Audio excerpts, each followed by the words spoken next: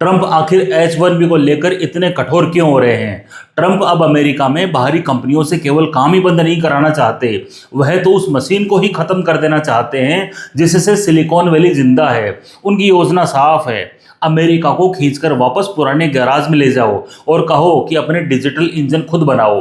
भले ही वे इंजन बहुत धीमे चलें, उन पर जंग लग जाए और उनकी लागत 5 गुना ज्यादा हो, मगर असली सच्चाई ये है, भारत अब सिर्फ दुनिया का कॉल सेंटर नहीं है, यह सॉफ्टवेयर बनाने की फैक्ट्री है। यह वह छिपा हुआ कंट्रोल रूम है जहां से माइक्रोसॉफ्ट, गूगल, अमेजन सहित तमाम टेक कंपनीज अपना पूरा साम्राज्य चलाती हैं। सोचिए, अगर आप भारत को इस ग्रिड से निकाल देंगे तो अमेरिका की टेक्नोलॉजी मशीन ऐसी गाड़ी की तरह झटके खाकर रुक जाएगी जिसमें पेट्रोल ही खत्म हो गया हो। भारत के लिए हाँ, शुरू में थोड़ी तकलीफ जरूर होगी, कुछ काम कम मिलेंगे, बाजार में चिंता बढ़ेगी और रुपया थोड़ा कमजोर होगा, लेकिन यह देश अब मदद के लिए हाथ नहीं फैलाने वाला।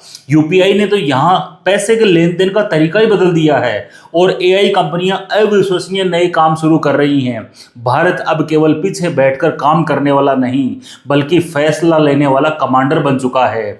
अगर अमेरिका दरवाजा बंद करके मुंह फैलाता है तो भारत 3 और दरवाजे खोल देगा। यूरोप, अफ्रीका और मिडिल ईस्ट के बाजार भूखे बैठे हैं, काम कराने के लिए तैयार हैं, लेकिन H1B को स्ट्रिक्ट करना और ऐसे टैक्स जो भी अमेरिकन के लिए रखना जो वे करने के लिए क्वालिफाइड नहीं है, देशभक्ति का नकाब पहनकर की गई अपनी ही आत्महत्या है।